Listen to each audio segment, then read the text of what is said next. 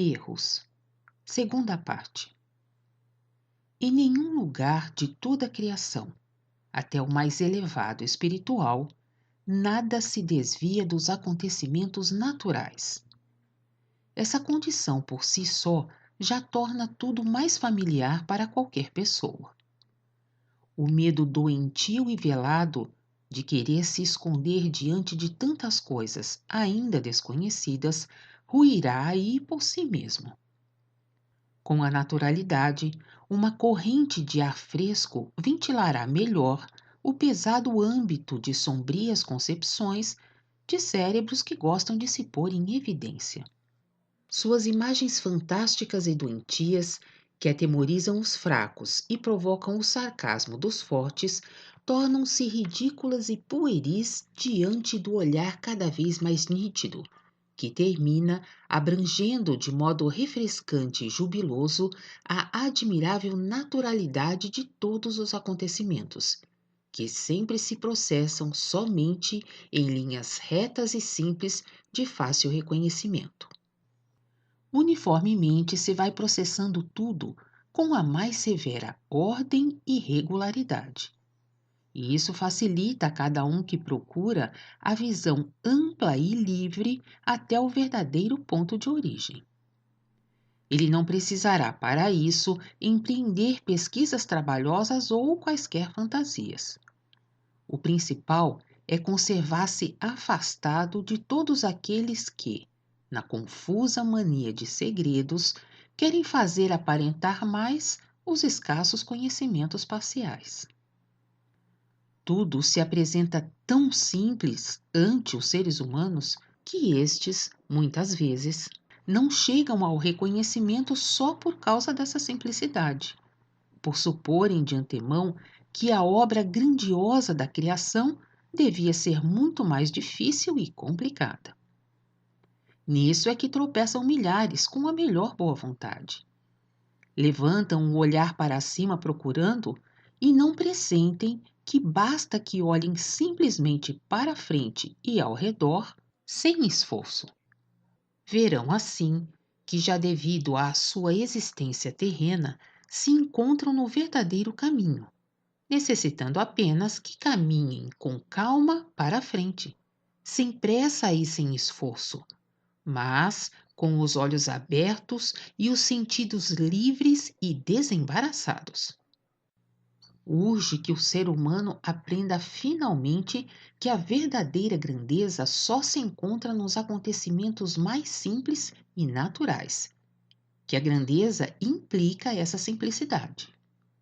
Assim é na criação, assim é nele próprio, que a ela pertence como uma parte. Unicamente o pensar e intuir simples podem dar-lhe clareza. E tão simples como as crianças ainda os possuem. Refletindo com calma, reconhecerá que na faculdade de conceituação, a simplicidade equivale à clareza, bem como à naturalidade. Nem se pense na possibilidade de uma sem as outras. É um trítono expressando um só conceito. Todo aquele que o tomar como pedra fundamental de suas buscas romperá depressa as névoas das confusões. Tudo quanto for articulado artificialmente tem de cair por terra. O ser humano reconhece que, em parte alguma, os fenômenos naturais podem ser excluídos e que, em nenhum lugar, se acham interrompidos. E nisso se revela também a grandeza de Deus, a inabalável força vital da vontade criadora autônoma. Pois as leis da natureza são as leis férreas de Deus, permanentemente visíveis aos olhos de todos os seres humanos, falando-lhes com insistência, testemunhando a grandeza do Criador com uma regularidade inabalável, sem exceção. Sim, sem exceção, pois a semente da aveia só pode produzir aveia, por sua vez a do trigo, igualmente apenas trigo, e assim por diante. Assim é também naquela primeira criação, que, como obra própria do Criador, mais se aproxima de sua perfeição. Nela se encontram de tal maneira ancoradas as leis básicas que, levadas pela força vital da vontade, acabaram determinando a formação da criação seguinte, por processos naturalíssimos, até finalmente para baixo, para esses corpos siderais. Só que tornando-se mais grosseiros à medida que a criação, na evolução, se distancia da perfeição da origem. Detenhamo-nos por uma vez na contemplação da criação. Imaginai que toda a vida aí consiste apenas em duas espécies, pouco importando em que parte ela se encontre. Uma espécie é autoconsciente e a outra inconsciente. É do máximo valor prestar atenção a essas diferenças. Isso está estreitamente ligado à origem do ser humano. As diferenças estimulam também o desenvolvimento e a luta aparente. O inconsciente constitui a base de todo o consciente, porém na composição é de igual espécie. Tornar-se consciente é o progresso e o desenvolvimento do inconsciente, o qual, devido à coexistência com o consciente, recebe continuamente o estímulo para tornar-se igualmente consciente. A primeira criação, depois de gradativamente se desenvolver para baixo, teve três grandes divisões fundamentais. Como supremo e mais elevado é o espiritual, ao qual se liga o enteal, mais denso e por isso também mais pesado. Finalmente vem ainda, como o mais baixo, o grande reino da matéria, que por sua maior densidade é o mais pesado, e que pouco a pouco foi descendo, desligando-se da criação primordial. Por esse motivo, ficou como o supremo apenas o espiritual primordial, por corporificar em sua espécie pura o que há de mais leve e mais luminoso. Trata-se do tão citado paraíso, a coroa da criação inteira. Com o descer do que se foi gradativamente espessando, tocamos já na lei da gravidade, que não somente está ancorada na matéria, mas atua também em toda a criação, começando no assim chamado paraíso e baixando até nós. A lei da gravidade é de uma importância tão relevante que cada pessoa devia retê-la sobremaneira na mente, pois é a alavanca principal em toda a evolução e todo o processo de desenvolvimento do espírito humano. Já mencionei que essa gravidade diz respeito não somente às condições terrenas, como também age uniformemente naquelas partes da criação que o ser humano terreno não mais pode ver, e que por isso chama simplesmente de além. Para melhor compreensão, devo dividir ainda a matéria em duas seções, em matéria fina e em matéria grosseira. Matéria fina é aquela matéria que não se torna visível aos olhos terrenos devido à sua espécie diferente, e contudo ainda é matéria. Não se deve confundir o assim chamado além com o almejado paraíso, que é só espiritual. Espiritual não deve acaso ser compreendido como mental, mas sim o espiritual é uma condição, como também o é a entealidade e o material. Dá-se, pois, assim simplesmente o nome de além a essa matéria fina, por se achar além da capacidade visual terrena. Já a matéria grosseira é o aquém, tudo quanto é terreno, que aos nossos olhos de matéria grosseira se torna visível devido à igual espécie. O ser humano devia perder o hábito de considerar as coisas invisíveis como sendo também incompreensíveis e antinaturais. Tudo é natural, mesmo o assim chamado além e o paraíso que dele tão distante se encontra ainda. Assim como o nosso corpo de matéria grosseira aqui é sensível ao ambiente de igual espécie, que por isso ele pode ver, escutar e palpar, O mesmo se passa nas partes da criação cujas condições são diferentes das nossas. A criatura humana de matéria fina, no assim chamado além, sente, ouve e vê apenas seu ambiente de igual espécie de matéria fina. E a criatura humana espiritual mais elevada só pode, por sua vez, sentir o seu ambiente espiritual. Assim acontece, pois, que alguns habitantes da Terra, aqui e acolá, já podem, com seu corpo de matéria fina que trazem em si, ver e ouvir a matéria fina, antes mesmo que se dê a separação do corpo terreno de matéria grosseira por ocasião do falecimento. Nisso não se trata absolutamente de algo antinatural. Ao lado da lei da gravidade, se acha cooperando ainda a não menos valiosa lei da igual espécie. Já me referi de passagem que uma dada espécie só pode reconhecer outra igual. Os ditados "os iguais se atraem" e "os que se parecem não se largam" parecem extraídos da lei primordial. Vibra através de toda a criação ao lado da lei da gravidade. Uma terceira lei primordial está ao lado destas duas, já mencionadas na criação: a lei da reciprocidade. Atua de tal maneira que o ser humano tem de colher o que outrora semeou infalivelmente. Não poderá colher trigo se semeou centeio, nem trevos se disseminou cardos. O mesmo se dá no mundo de matéria fina. Não poderá colher bondade se intuiu ódio, tampouco alegria onde alimentou inveja dentro de si. Estas três leis básicas constituem marcos da vontade divina. São elas somente que, de forma automática, proporcionam recompensa ou castigo aos seres humanos, com inexorável justiça. Agem de modo tão incorruptível em maravilhosíssimas e finíssimas gradações que nos acontecimentos gigantescos do universo é impossível se supor a mínima injustiça.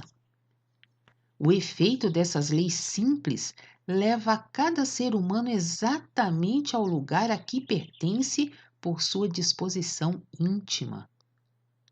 Um erro aí é impossível, porque a efetivação dessas leis só pode ser posta em movimento pelo estado interior da pessoa. Mas, em qualquer caso, será também infalivelmente movimentada.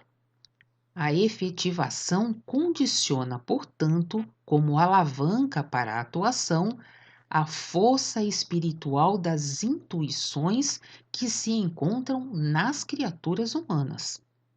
Tudo mais permanece para isso sem efeito. Por esse motivo, somente a vontade verdadeira, a intuição do ser humano, é decisiva para o que se desenvolve para ele no mundo invisível, onde deverá ingressar depois de sua morte terrena. Aí, nada adiantam simulações nem auto-enganos. Terá de colher impreterivelmente aquilo que houver semeado com sua vontade. Será mesmo a intensidade maior ou menor dessa vontade que movimentará, com mais ou com menos força, as correntes de igual espécie de outros mundos, seja ódio, inveja ou amor. Fenômeno esse inteiramente natural, da maior simplicidade, e, todavia, de efeito férreo da mais absoluta justiça. Quem procurar seriamente aprofundar o pensamento nesses fenômenos do além, reconhecerá quão inexorável justiça reside nessa ação automática, vendo já nisso a grandeza incompreensível de Deus. Ele não precisa interferir, uma vez que deu à criação sua vontade como leis, isto é, de modo perfeito. Quem, em sua escalada, atingir de novo o reino do Espírito, estará purificado, pois teve antes de passar pelas mós automáticas da vontade de Deus. Não há outro caminho que leve à proximidade de Deus. E o modo pelo qual essas mós atuam no espírito humano depende de sua vida íntima anterior, de sua própria vontade. Podem soerguê-lo beneficamente às alturas luminosas ou também atirá-lo dolorosamente para baixo, na noite do horror, sim, até mesmo arrastá-lo à aniquilação total. Deve-se pensar que o espírito humano, por ocasião do nascimento terreno, isto é, ao atingir a maturidade para ser encarnado, já traz um invólucro de matéria fina ou corpo de que já precisará em sua passagem pela matéria fina. Fica também com ele durante a permanência na Terra como elo de ligação com o corpo terreno. A lei da gravidade exerce sua atuação principal sempre na parte mais espessa e mais grosseira, portanto, no corpo físico durante a vida terrena. Uma vez largado este com a morte, ficará outra vez livre o corpo de matéria fina, estando submetido nesse momento sem proteção a essa lei da gravidade, como a parte mais pesada de agora em diante. Quando se diz que o espírito dá forma ao seu corpo, isso é verdade em relação ao corpo de matéria fina. A constituição interior do ser humano, seus desejos e sua vontade legítima formam a base para isso. A vontade encerra a força de moldar a matéria fina. A ânsia pelas coisas inferiores ou pelos prazeres terrenos vai tornando espesso e, por conseguinte, pesado e escuro o corpo de matéria fina, porque é na matéria grosseira que se encontra a satisfação desses desejos. A criatura humana se ata por esse meio ao que é grosseiro, ao terreno. Seus desejos arrastam consigo o corpo de matéria fina, isto é, este se vai tornando tão espesso que se aproxima o mais possível da constituição terrena, onde se encontra exclusivamente a perspectiva de poder tomar parte nos prazeres ou nas paixões terrenas logo após a perda do corpo terreno de matéria grosseira. Quem se empenha nesse sentido tende a afundar devido à lei da gravidade. Coisa bem diversa se dá com as pessoas cuja intenção se acha voltada especialmente para as coisas altas e nobres. Nelas, a vontade condiciona automaticamente o corpo de matéria fina a uma leveza e a uma luminosidade maiores, de maneira a poder se aproximar de tudo o que constitui a finalidade do querer sincero dessas pessoas. Portanto, da pureza das alturas luminosas. Empregando outras palavras, o corpo de matéria fina do ser humano terreno será concomitantemente equipado de acordo com o respectivo alvo do espírito humano, de maneira a, depois da morte do corpo terreno, poder ir ao encontro desse alvo, seja ele qual for. Aqui realmente o espírito molda o corpo, pois sua vontade, sendo espiritual, traz em si a força para se utilizar da matéria fina. Jamais poderá esquivar-se desse fenômeno natural. Ocorre com cada vontade, não importa se lhe é agradável ou desagradável. E tais formas lhes permanecem aderidas enquanto as alimentar com sua vontade e intuição. Beneficiam-no ou retêm-no conforme a espécie, que está submetida à lei da gravidade. Contudo, modificada sua vontade e intuição, surgem com isso, de imediato, novas formas, ao passo que as que predominavam até então já não recebem nutrição por causa da mudança da vontade, e têm de definhar e se desagregar. Deste modo, o ser humano modifica também o seu destino. Tão logo se desfaz a ancoragem na terra pela morte do corpo terreno, afundará o corpo de matéria fina assim solto ou flutuará como rolha, ascendendo na matéria fina que é chamada além. Será retido pela lei da gravidade exatamente naquele lugar cuja gravidade for análoga à dele, pois já então não poderá prosseguir nem para cima nem para baixo. Aí encontrará naturalmente todos os de igual espécie ou todos os semelhantes, pois espécies iguais condicionam a mesma gravidade, assim como, logicamente, a mesma gravidade condiciona espécies iguais.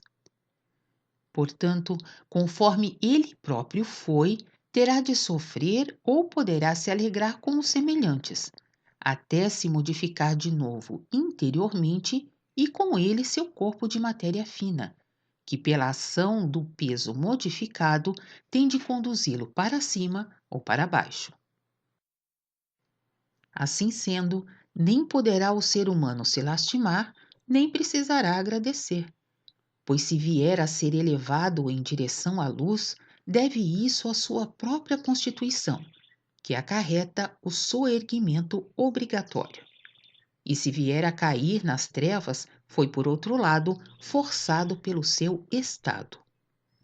Contudo, cada ser humano tem razão de sobra para louvar o Criador por causa da perfeição, que reside nos efeitos destas três leis.